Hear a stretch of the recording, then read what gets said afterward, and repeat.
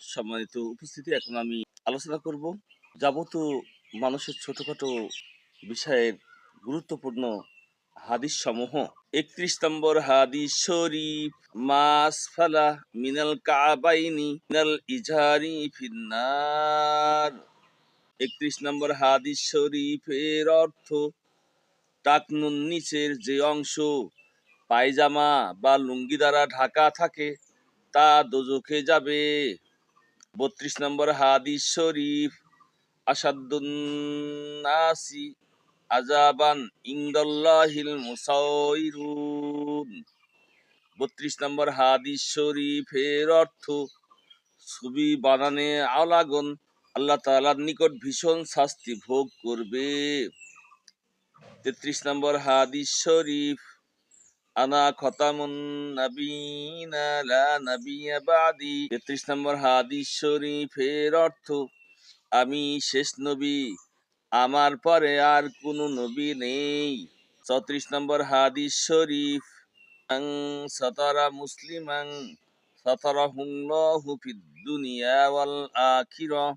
34 নম্বর হাদিস শরীফের অর্থ, যে ব্যক্তি কোনো মুসলমানের দোষ গোপন রাখে আল্লাহ তাআলা দুনিয়া ও আখিরাতে তার দোষ গোপন রাখবেন।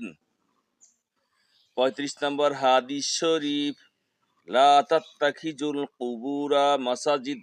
35 নম্বর হাদিস শরীফের অর্থ, কবরকে সিজদা করিও না। 36 নম্বর হাদিস শরীফ, কুন ফিদ দুনিয়া কান্নাকা গরিবুন আও আবিরু সাবিল। 36 নম্বর হাদিস শরীফের অর্থ, দুনিয়াতে এমনই ভাবে থাকো যেমন কোনো মুসাফির বা পথিক থাকে। 37 নম্বর হাদিস শরীফ, ইন্নামাল উলামা ওয়ারাসাতুল আম্বিয়া। 37 নম্বর হাদিস শরীফের অর্থ, আলেমগণই পয়গম্বরগণের ওয়ারিস বা উত্তরাধিকারী।